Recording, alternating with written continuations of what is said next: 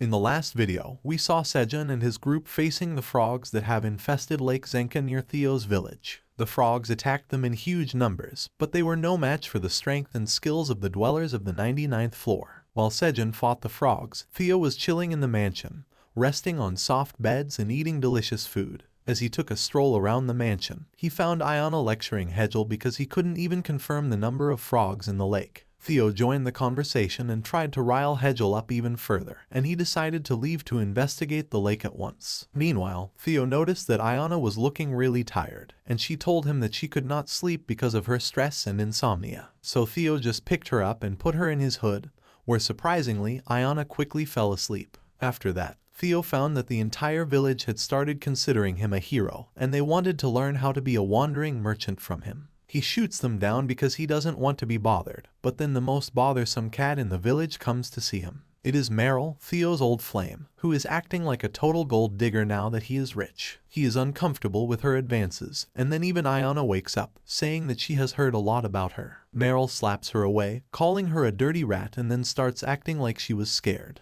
Theo doesn't give her any attention and tells her to apologize to Ayana, but Meryl refuses. She shows her true colors when Theo keeps telling her that she is wrong and attacks him, but then Ayana blasts her away with magic, telling her to keep her dirty paws away from Theo. Meanwhile, on the outskirts of the merchant district on the 75th floor, a familiar face is carrying out some business in an ordinary store. It is the goblin scammer called Scaram, who is counting something that looks more like the wandering merchant badges than tower coins. He doesn't look much satisfied with his haul, as he just has 5 of those coins with him. He clicks his tongue, saying that he didn't earn too much this time because the people from the inspection bureau have been really vigilant these days. That makes it harder for him to trick new pushovers, and that is his entire business model. He then knocks on a strange door behind him, telling it to do its best and bring him some decent items. The answer from his partner inside the door is just silence, and then Scaram decides to leave for work to see if there is anything he can catch in his traps today. Suddenly, something hits his roof with such great speed that it comes crashing down. Scaram is startled and scared, but all he can see is a white tail poking out of the floor. He asks what the hell is going on here when the person who hit his roof gets up. It turns out to be Meryl, who got sent here after Ayana yeeted her away because the granary village and the merchant district are on the same floor. She furiously curses Theo and Ayana for attacking her. Her rage is boiling over, and she declares that she will not forgive them both their crimes of humiliating the most beautiful cat in the entire tower. Well, Scaram heard something interesting in her ranting, and he asks her to repeat what she just said. Meryl is still angry, and Scaram asks her to explain everything in detail because he has a really good plan, and she might be interested in it. Meryl looks at him with suspicion and asks who the hell he is, but I think maybe this is going to be the villainous ship of the series. Meanwhile, Hegel and his Black Wolf mercenaries are near the lake on a mission to count the number of frogs. Hegel asks his men if they have confirmed the number of frogs, and they tell him that the number has significantly decreased from the last time. Hegel is shocked to hear that the number is decreasing when suddenly, another wolf comes running to him. He looks really panicked and tells Hegel that there is something he must see. He takes him to the spot where Sejun and his friends fought the frogs later, and to the Black Wolf's shock,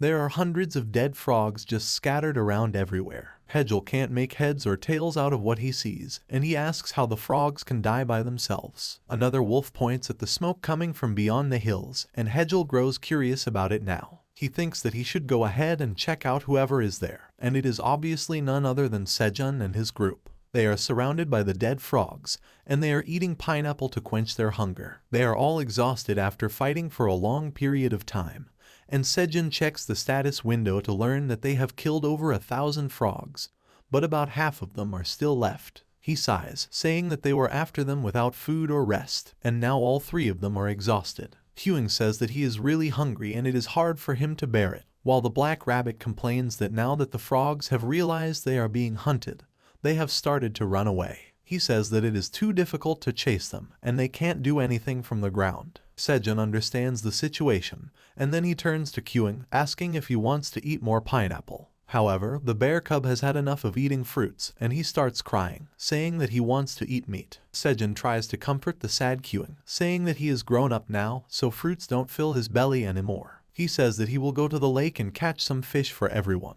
but the system tells him that it is a bad idea. It sends him a message saying that the number of fish in the lake is already too low and unstable because of the frogs. It tells him that if he goes to hunt some fishes, the blue carp would be in even greater danger of extinction. Sejun is shocked to hear this and complains that they have nothing to eat and asks the system what it wants them to do. Suddenly, Kyung tells him that there is a way and points towards the dead frogs in front of them. Sejun is shocked to realize that he didn't think of this before. He calls Kyung a genius, but I think it's just him who is unresourceful and stupid right now. Anyway, Sejun starts chopping the frogs and then wraps them in the green onion leaves before roasting them over open fire. Soon, the roasted frog and green onion roll is complete, and it looks more appetizing than I thought. Kyung exclaims in joy, saying that his dad is the best. The system also has good news for Sejun, telling him that the achievement of creating the frog and green onion roll has been completed and the recipe has been registered with his cooking skill. Also, the proficiency of his cooking skill has increased greatly and it is finally ready to level up. The cooking skill reaches level 4, and because of that, special effects are imbued to the frog and green onion roll. Sejun reads its information window and finds that the detoxifying green onion leaves cancel the poison present in the frog meat. It gives the eater a special effect that allows them to move smoothly in water. Also, it is a C+ grade item with a shelf life of 5 days. Sejun is surprised to see the special effects that he got because of leveling up, because earlier, food items would only give him stat buffs. He thinks that smooth movement in water means he will be able to swim better, and he believes that this skill can help him catch the frogs that have run to the water. While he is busy thinking about all this, Kyung gives him a no-nonsense look and tells him to focus on the food. Sejun is startled, and he apologizes to Kyung before giving everyone their share of food. The first bite of the frog and green onion roll is enough to tell them how delicious it is. They can't believe that it would be this good, and Sejun says that the meat is light, moist, and soft to chew despite having a muscular texture. He is pleasantly surprised and says that it is much better than he expected. The system tells him that because of eating the frog and green onion roll, he can move more smoothly in water for 30 minutes. Since they have confirmed the taste, Sejun decides to cook the remaining frog legs they have collected so that they can fill their bellies. Kyung eagerly stares at the roasted frog leg in his hand and asks Sejun to grill some more of them when suddenly, a loud voice tells them to stop. Sejun turns around to see who it is, when suddenly, Hejul comes to him and slaps the roasted frog leg out of his hand. Sejun is dumbfounded, but the panicked Hejul tells him that the frogs are poisonous and he must not eat them even if he is hungry. However, Kyung doesn't have the patience to hear him out, and he immediately tackles the wolf chieftain, telling him to get off his dad.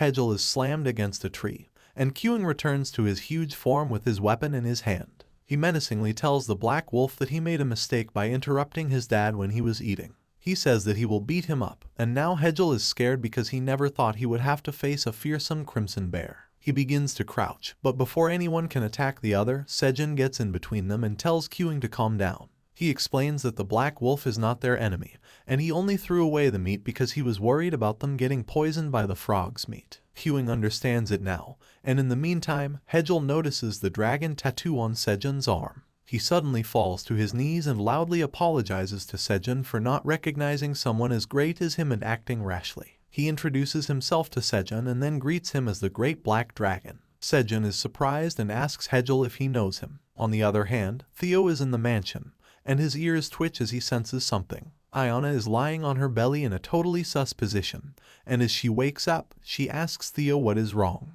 He tells her that he can feel his sixth sense tingling, and Iona asks how that can be because earlier, he told her that there was nothing too useful in the mansion that could trigger his sixth sense. Theo tells her that what he is sensing is not here but far away, and his cat sense is giving him a tingling sensation in his ears. Iona gets down from his lap and says that she doesn't believe it. However, since it is Theo, she wants to go and see the place he is getting attracted to. She is definitely his girl now, 100% confirmed. On the other hand, Sejun and Kyung are sitting on a rock near the lake, eagerly staring at the bubble coming out of the water. Suddenly, some frogs begin to come to the surface, and the next moment, the wolves come out of the water with a massive splash, holding more frogs in their jaws. Sejun welcomes them back and asks them how it feels to move inside the water after eating the frog and green onion roll. The black rabbit also went with the wolves, and he tells Sejun that it was incredibly easy to swim and hold his breath underwater. He could capture even the frogs that were hiding between the rocks, but after that, he couldn't see any of them even when he went to the depth of the lake. Sejun is surprised to hear that the rabbit could not find any frogs because there are about 500 of them remaining. He wonders where they could be, because he has walked around the perimeter of the lake and didn't find anything. Hegel tells him that the frogs must be hiding inside a cave under the lake. Sejun is curious about that, and Hegel tells him that when they first came to the lake to eliminate the frogs, they tried looking for a cave under the lake that was predicted to be the lair of the Frog Queen. However, they failed to discover it because it was too deep under the water and their strength could not carry them there. Sejun thinks that it won't work even with the frog and green onion roll, and Hegel agrees. He says that even if they find the entrance to the cave, they can't be sure that there is oxygen inside it. Suddenly, they hear some voices coming from the bushes. Elka is telling Theo to slow down, but he asks him to come quickly instead. Sejun turns around to see what is going on, and just then Theo comes out of the bushes, saying that he is strongly allured to this place. Sejun exclaims his name, and everyone is really surprised to see Sejun here. Theo says that he really missed him and then leaps at him. Queuing and the black rabbit also climb up on Sejun's lap to meet Theo, who asks them how they came here. Sejun laughs and says that it is a long story, while Ayana asks Elka if this is what Theo was drawn to. Elka is not sure, but Ayana starts laughing at how silly and special Theo is, because he could sense Sejun all the way from the mansion. That's all for this video. Well, we are sure to see more moments between Theo and Ayana in the future, but maybe we may see Skaram and Meryl as the evil couple too. Let's see how Sejun and his friends deal with the issue of the frogs in the next video. Till then, check out other videos on the channel and subscribe if you already haven't.